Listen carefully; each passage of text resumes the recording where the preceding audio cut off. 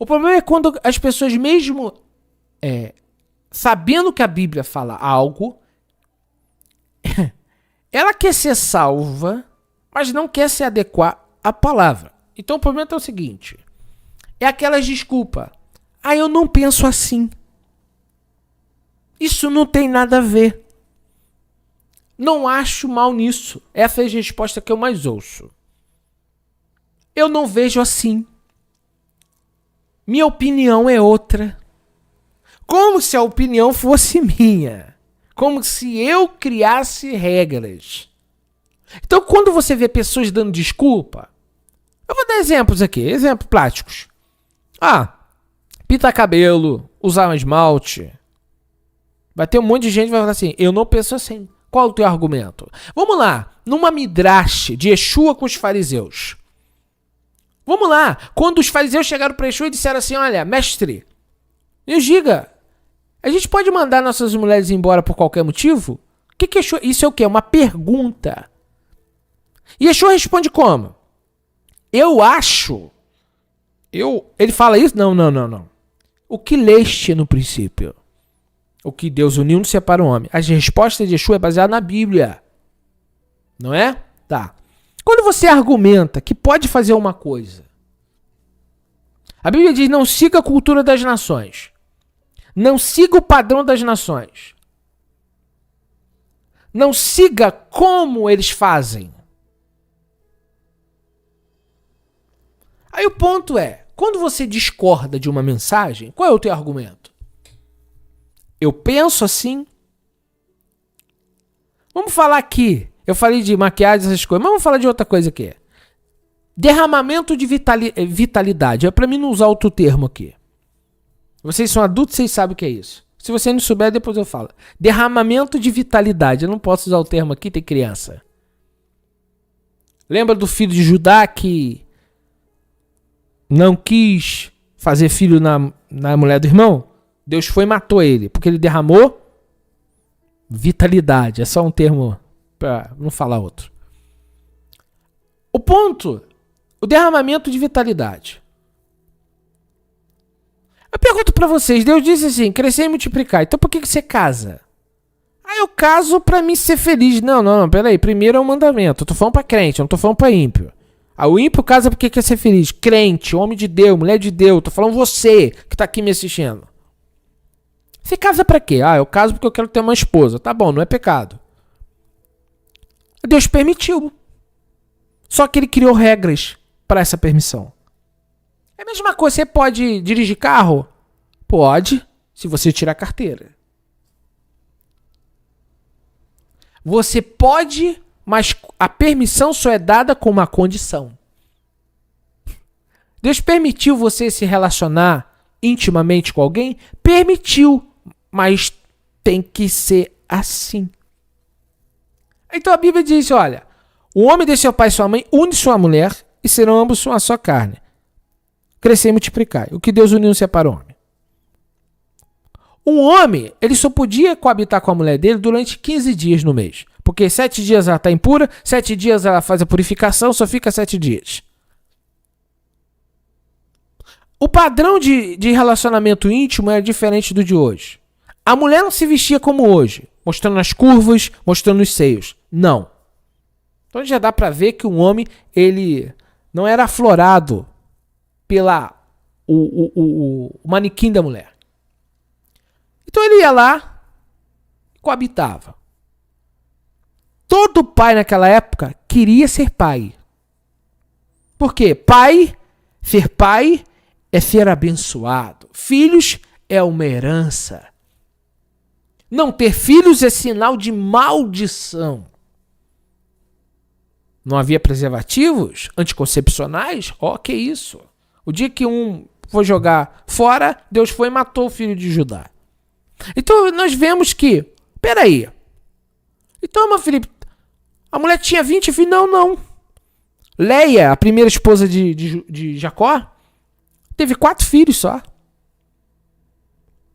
Eles ficaram muitos anos casados sem ter filho. Depois Deus foi abrindo a madre. Quem abria a madre e fechava a madre era Deus. A Bíblia diz que lá no Egito, Israel se multiplicou muito rápido. Por quê? Porque os egípcios, eles tinham práticas sexuais diferentes dos hebreus. Os hebreus não evitavam, os egípcios faziam diferente. Por isso que as judias tinha muito mais filhos e Faraó ficou com aquele olho regalado com medo, porque, ora, esse povo vai ficar milhares. Porque um pai, ele queria ter mais filhos, porque ter mais filhos significa que ele crescia e podia multiplicar os bens da família, porque filhos trabalhando é prosperidade, irmãos. Tá tudo errado hoje em dia, enfim. Então, Jacó teve 12 filhos. Esses 12 filhos, Jacó não é eterno. Ele vai ficar velho, não tem aposentadoria, não tem INSS. Quem vai cuidar dele no final da vida? Os filhos. Então, um pai sem filho é futuro. Sem futuro. Um pai sem filho é não ter futuro. Quem vai cuidar de mim na velhice se eu não tenho filho? Então eles tinham mais de um filho, caso um morrer, o outro cuidar. Então ninguém evitava filho igual hoje. As pessoas hoje, elas casam para ter prazer, mais nada. Elas nem sabem o que significa casamento, não sabem o que significa propósito. Hoje nós vivemos num mundo perdido, um mundo sem nexo. Por isso que as pessoas estão aí, ó, se relacionando. Quantas pessoas você já se relacionou? 500. Eu não encontrei o amor da minha vida. Peraí, meu filho. Acorda dessa coisa que você está vivendo, porque tem alguma coisa errada. Então, ao ponto, eu estou infeliz com meu marido. Por quê? Qual é o desagrado que algumas pessoas têm com o marido ou com a esposa? Vamos ver os divórcios. Será que todos os divórcios é por causa de traição? Claro que não. A incompatibilidade. Sabe qual é a compatibilidade? Perder o desejo ou perder o estímulo pelo outro. Meu irmão, esfriou o casamento, vou orar pra pegar fogo de novo. O divórcio não é o caminho. Mas as pessoas acham fácil. Vou largar e vou ter outro, porque aí eu não queria entrar nisso, mas o ponto é, nós estamos muito longe de Deus ainda. E quando se fala de Techuvá, como nos dias de Noé, casava-se e dava-se casamento, perdeu-se o respeito pela família, a família que quem criou foi Deus, e tá tudo virado, enfim. As vestes não era nem pra eu estar fazendo live falando disso. Não é. Mas tem hora que a gente tem que desenhar. A gente tem que ensinar o povo. A ignorância do povo, biblicamente falando, é muito grande. Eu estou falando. Muita gente não sabe nem o que está arrumando da vida. Tem pessoas pecando dentro do casamento e não sabem que estão pecando. Quando você fala em sodomia, você acha que sodomia é só homem com homem. Sodomia pode ser homem com mulher. Pecado de banição do reino de Deus. Tem gente que ouviu lá aquele pastor que grita lá. Dentro de 4 paredes, o homem faz o que quer. Falso profeta. E aqui tá o ponto. Olha, eu não considero que é errado esse tipo de coisa. Porque Salomão. Outro dia eu tava vendo um pastor que eu até tirei uma certa coisa. Eu parei de ouvir. O pastor falando no YouTube. Porque o sexo assim.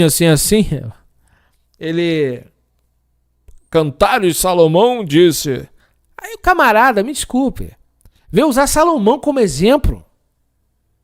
Salomão é exemplo sexual para alguém. Salomão teve 1000 mulheres. A Bíblia diz que Salomão disse que experimentou de tudo. Você quer falar de santidade sexual usando Salomão? Esses são os doutrinadores dessa geração. Salomão foi o mais sábio, mas moralmente não é exemplo para ninguém. Moral? Casou com mulheres estrangeiras? Ele foi moralmente exemplo? Não. Só que eles usam o texto isolado. Sabe, então, lamentavelmente, vai ter pessoas que nunca adulteraram, mas estão em pecado de sangue nas mãos. Pecado de sangue. Outro dia, uma das irmãs me enviou um vídeo. E eu achei muito coerente o vídeo. Tava se falando do aborto. E lá a irmã estava falando do aborto, ela diz o seguinte: se você aborta o filho que aquela pessoa poderia ter, o neto que você poderia ter e as gerações que poderia ter. Eu concordo 100%. Agora, mas eu digo mais eu. Se no dia que você ia conceber, você jogou o sêmen fora, você deixou de deixar vir ao mundo um filho, um neto, um bisneto, um tataraneto. Por isso que o Kitsushu Haru diz que esse é um dos piores pecados que existe. Derramamento de vitalidade. Aí as pessoas não adulteraram, mas estão cometendo pecados. Por isso que todo leito tem que ser sem mácula. Pedro fala de casal, leito sem mácula. Então nossa vida toda vai ter que ser transformada. Porque nós não estamos conseguindo enxergar mácula no vestido, nas nossas vestes, na nossa túnica. E aqui está o ponto. Quem está doutrinando a gente? A cultura está doutrinando? As roupas que você compra é porque passa na TV? Qualquer moda que lança, você está usando? Olha os pastores de hoje, com calcinha apertada. Não todos, é claro, não generalizo. Mas quem que está fazendo está trazendo as nossas instruções? O mundo? Quem que é o fabricante dessa calça? Qual é a mente que está por detrás? Quem idealizou aquilo? Tudo isso tem que ficar muito claro. Quem está fazendo as nossas vestes? Então tudo que você colocar no teu corpo é importante. Desde um shampoo que você usa. Irmãos, eu tive uma experiência com a minha barba. O Senhor já tinha dito para mim que quem deixa a barba honra ele. Falou para mim. Mas eu não posso falar isso, sabe, assim como doutrina, porque é experiência minha. Mas Deus falou para mim. Apesar que pela Bíblia, a Bíblia diz para não danificar a ponta da barba. Mas quando eu falo isso, algumas pessoas, elas podem achar opinião tua, visão tua, enfim. Mas foi o que eu tive. Quem deixa a barba crescer honra a Deus. Aí eu passei um shampoo na barba, tava tomando banho, passei o shampoo na barba. Irmãos, a voz do Senhor veio a mim e disse: não usa isso. O shampoo quer dizer inferno ao contrário. Não vou dizer a marca, mas é inferno em grego, ao contrário. Eu falei, e o Senhor falou assim: não usa. A visão me dizia que aquilo trazia sensualidade. Tinha algo no produto, eu não sei porquê. Deus falou para mim não usar mais por causa do espírito de prostituição. Um produto que nós não sabemos como que foi feito, que os componentes não sabemos se foi oferecido. O dia que Deus falou para mim, eu não uso mais. Eu falei aqui com a minha esposa para não usar essa marca, tal. Então tudo que Deus vai mostrando pra gente, ele vai tirando. Eu disse para vocês, já contei várias vezes, eu fui fazer parte de uma empresa que vendia cosméticos. E um dia Satanás, no sonho, apareceu aqui, queria os produtos dele. Era perfumes e tal. Ah, mas eu não tô falando do perfume, eu tô falando daquilo que aconteceu comigo. Era vários tipos de produto. Então aquela marca ali, tinha alguma coisa ali que era do diabo. Eu tenho perfume. Mas o dia que Deus falar pra mim, não usa, eu não uso. Eu parei de usar aquele shampoo. Então nós temos que ter cuidado. Sabe, então uma roupa que fica escandalosa, as pessoas não... Gente, sabe o que é um absurdo? Eu ver crentes que querem morar no céu se vestindo como pessoas que não conhecem a Deus. Eu entendo quem não conhece a Deus. Eu entendo a pessoa que nunca ouviu isso. Que tá lá, vamos dizer, no mundo. Agora você que diz que quer morar no reino de Deus, você que diz que é um eleito, e não se preocupa e não olha no espelho e diz assim, será que eu tô um instrumento de sensualidade? Isso pro homem e pra mulher. Será que eu tô bem vestido? Porque tem homens que usam calça apertadinha também. É muito feio. É muito feio isso. A Bíblia fala dos efeminados. Então nós temos que ter muito cuidado, porque a Bíblia não respeita. Olha só, estou usando uma linguagem figurada, tá, gente? A Bíblia não respeita outras leis que não for dela. Como assim? Vamos lá, é só uma linguagem. A Bíblia muda você. Não interessa se a lei do teu país é A, B, C, D. Se a lei do teu país diz que você só pode adorar os 3 deuses nossos. Se vier uma lei assim, a Bíblia vem e diz, ó, obedeça a Bíblia, não a sua lei. É paradoxo, é difícil, mas é o que está escrito. O dia que Ananias, Misael e Azarias estiveram diante de um decreto de idolatria, eles não obedeceram. Então o ponto principal da nossa vida, Gênesis 6 mostra que a corrupção do homem, o adultério, as coisas começaram a crescer. Vocês sabiam que no Brasil adultério era crime? E que no Brasil não havia divórcio? Não havia divórcio. Vocês sabiam disso? O que está acontecendo? Gente, vamos olhar para trás. Vamos olhar para os anos 20, os anos 90, os 1900, 1920. Vamos pegar imagens. Vamos fazer melhor. Vamos falar com a vovó da gente, que tem lá os seus 85 anos. Pergunta para ela como que era o namoro. Pergunta para ela, para os idosos da época, e tem idosos que têm 90 anos, como que era a vida antigamente. E pergunta para eles como que era. Aí você vai ver o que está acontecendo com a nossa geração. Geração liberalista. Liberal. A geração liberal. A geração moderna. Que quer que as leis sejam assim. Você já viu que a democracia ela não tem limite? A democracia é o seguinte, os representantes do povo fazem as leis segundo o que o povo quer. Então se amanhã eles decidirem que é assim, assim, assim, vira lei. Você não vai poder falar nada. Só que eu vou continuar na minha integridade. Por isso que Noah é tzadik. O mundo está aprovando um monte de lei. Noah continua vestido do jeito que ele veste, come o que ele come, bebe o que ele bebe e vive do jeito que ele tem que viver. Não me interessa se o mundo está aprovando leis que permitem. Pode haver leis que permitam um monte de coisa. A lei permite você fazer isso, a lei permite você fazer aquilo, a lei permite você fazer... Mas eu não vou fazer. Eu me visto assim porque eu sou do eterno. Eu não faço assim porque eu sou do eterno. Eu não ajo assim porque eu sou de Deus. Pode liberar o que quiser por aí. Libera, porque quer liberar maconha, libera. Pra mim, tanto faz como tanto fez. Eu não fumo, eu não bebo. Exceto quando eu bebo um vinho kosher. Mas raramente eu bebo um vinho kosher. Não me embriago. A última vez que eu me embriaguei foi em 2008. Em 2009 eu voltei para os caminhos do Senhor. Nunca mais me embriaguei na minha vida. Então, pode liberar o que eles quiserem. Libera aquilo. Eu não vou mudar porque é permitido. Permite-se beber. Permite-se fumar. Eu não bebo, não fumo. Como eu disse, só kosher uma vez ou outra. Mas o ponto é, eu sou o templo do Espírito Santo. Eu não vou colocar dentro de mim qualquer coisa. Então eu não vou vestir qualquer coisa. E isso é o processo da Techuvá.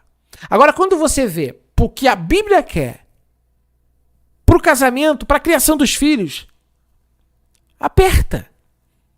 Aperta porque Deus te exige algo que você não está acostumado. Deus exige algo que você não foi ensinado. Você nem sabe do que eu estou falando. Alguns sabem. Ou aqui quem já está aqui vai saber. O ponto é, quando você começa a fazer Techuvá, você começa a ver que a vida é outra. Quando você começa a ler a Bíblia e ver o que Deus quer, você diz assim, nós estamos mal, hein? Santidade não é nada do que eu pensava. As pessoas pensam que santidade é ir pro culto. Quer ver algo que é totalmente sem nexo? A pessoa veste uma roupa pro culto e veste outra em casa. Como assim? Em casa eu uso mini short, barriga de fora, na igreja eu uso vestido. Faz sentido, não? O anjo que tá aqui tá aí. O Deus que se manifesta aqui se manifesta em qualquer lugar. Então o ponto é, será que Felipe Cunha tá vestido aqui? Você iria na rua com essa roupa? Eu vou na rua com essa roupa. Eu vou na rua com essa roupa. Eu vou. A roupa, eu vou tranquilamente. Aí você tem coragem de ir na rua com essa roupa? Aí você já começa a medir. Você começa a medir. Pera aí. O que você fala dentro de casa, você fala perto das pessoas? Você acha que você tem que ser só perto das pessoas? Ou quando você não está perto das pessoas? Nós achamos que dentro do templo tem que ser uma coisa e lá de fora outra. Ou podemos fazer aqui fora algo que lá dentro nós não podemos. Só que você não pode fazer lá, você não pode fazer aqui. Você não pode fazer lá. Porque Deus está aqui, Deus está aí. Deus é indivisível. Deus é onisciente, onipresente, onipotente. Ele está em todos os lugares. Então nós temos que se policiar aqui, ali, lá. Eu não posso falar palavrão aqui, não posso falar palavrão lá.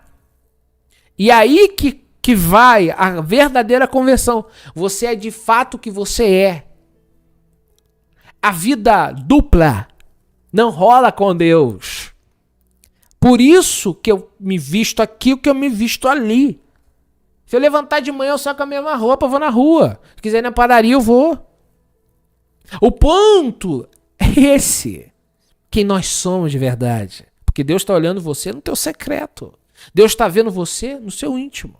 Então, amados, não seja pedra de tropeço para ninguém. Os textos foram colocados. Amém? Que o Eterno ajude vocês a enfrentar tudo isso aí. Que o Eterno ajude a gente a se converter. Todas as áreas da nossa vida precisam ser revista. Um conselho que eu dou para vocês que vieram do cristianismo. Ou você que está começando agora. Você precisa rever todos os seus conceitos. Até aquilo que você acha que você está certo, reveja. É muito importante você rever. Porque a palavra de Deus saiu de Jerusalém, não foi o contrário. Jerusalém daquela época, os apóstolos são exemplos para nós. Não é nós que somos exemplo para eles, é eles que pregaram, nós que recebemos. Então, aqui está o ponto. Como era a vida deles, como eles viviam, como eles agiam, qual era o comportamento deles. Até as vestes tem a ver. Vestes santas, sabe? Pudor, respeito, honra, obediência, submissão. Isso tudo veio de lá para cá. De um povo que andava com Deus. De um povo que recebeu a Torá. Então, o Brasil não é o exemplo para os apóstolos. É os apóstolos que são exemplos para nós. Eles andaram com a Mashiach. Eles mostram o que é santidade. Eles que nos revelaram o que é fé. Eles que nos revelaram o que é perseverança. É deles que vem aquilo que nós precisamos. Tá bom? Porque eles tiveram um encontro. Como é que você quer que a casa seja cheia do Espírito Santo? Quando eles oravam, a Bíblia diz que o Espírito Santo descia a tal forma de a casa vibrar e tremer.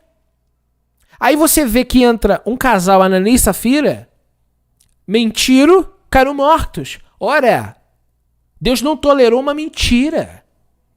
Só que a gente vive como que se fosse apenas uma história. Não, se for um fato real. Se for uma história de uma vida. 2 vidas que pereceram por causa de uma mentira. Então, será que a mentira ela não é significante ao ponto de nós olharmos que mentira é um problema sério? Isso não é só histórias, são fatos. Aconteceram. São exemplos. Eu não posso olhar aquele fato e achar que aquilo só aconteceu lá. Aquilo é um ensinamento para mim, para você e para nós. O problema é que as pessoas elas querem fazer uma nova Torá. Elas querem moldar o reino de Deus. Gente insana. Isso é bitolagem. Isso é maluquice.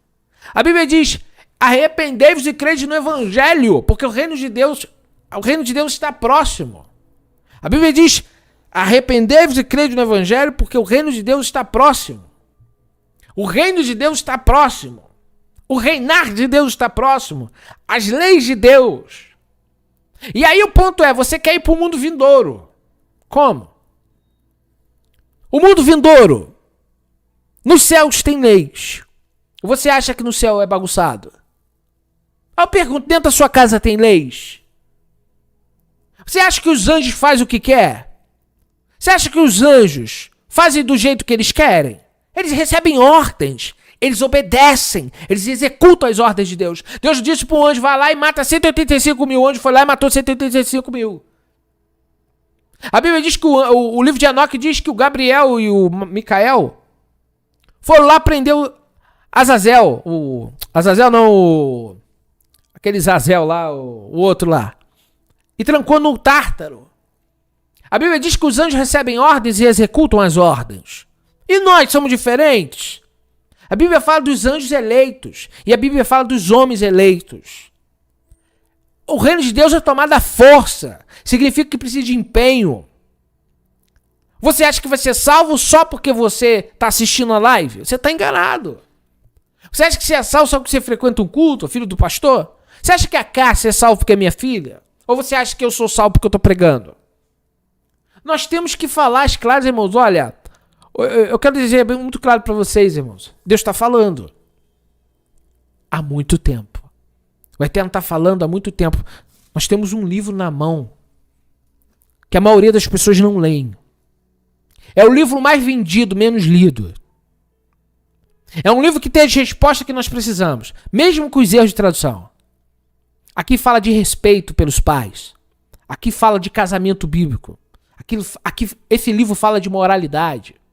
Aqui esse livro aqui fala fugir da aparência do mal, cultura das nações, não seja como os ímpios. Quando você pega o livro dos Macabeus que está na Bíblia Católica e não está na Protestante, ali já começa falando dos gregos que queriam dominar a nação, vindo com estádios, jogos. E a Bíblia vai dizer que os verdadeiros judeus se recusavam a imitar os gregos, Macabeus capítulo 1. Só que havia traidores. Havia traidores no meio deles. Traidores. Que traíram a Torá. Traíram o soberano. Hoje, pastor vira jogador de futebol. Da onde vem isso aí? Da Grécia. Da cultura pagã. Hoje o cantor que canta na igreja dá glória ao time do futebol. O time do coração. Futebol é uma coisa sinistra. O negócio é tão pesado de idolatria. Tem tanta carga negativa. Futebol é uma dos bezerros de ouro que mais vai levar pessoas pro inferno. E quem tá falando aqui é alguém que Deus arrancou. É feio o negócio, é difícil. O troço é um imã. Sabe o que é um imã? É igual sedução, é imã. Os demônios atraem por imã. É mais ou menos, é só pra você ter entender. Aquilo atrai. Futebol é assim, o troço é sinistro. Tu fica vendo, tu fica ali, quando no outro aqui você tá ali, você já fica preocupado, o time perdeu, te dá uma angústia, coisa do inferno, isso é coisa do diabo. Foi difícil tirar isso de mim. É igual aquele imã, sugando. Lamentável que alguns querem ir pro céu servindo aos deuses. Só que não vão, né? Então se você quiser ser salvo, eu falo pra quem quer. Tá bem? Quer ser salvo? O que você quer da tua vida? Fala aí pra mim. Agora, se você não concorda comigo, me diga por quê. Eu tenho o prazer de te ouvir, tá bom? Com o maior respeito. Eu não concordo às vezes, tá? Me prova o contrário. Me mostra que pode andar mostrando tudo. Me prova aí. Eu vejo um Cristo andando nu sem camisa na rua. Eu não consigo ver esse Cristo. Você consegue ver? Eu não consigo. Você consegue ver Maria andando de mini saia de barriga de fora e de decote? Eu não consigo ver. Você consegue ver a Maria, mãe do nosso Salvador, com um vestido transparente, dá pra ver as peças íntimas dela? Eu não consigo ver. Você consegue ver? Ah tá, se eu tô errado, me prova o contrário. Me prova que a moral acabou, que não precisa ter. Me mostra Deus tolerando 20 casamentos. O que Deus uniu não separa o homem, palavra de Yeshua. Prove o contrário. Agora, com a verdade,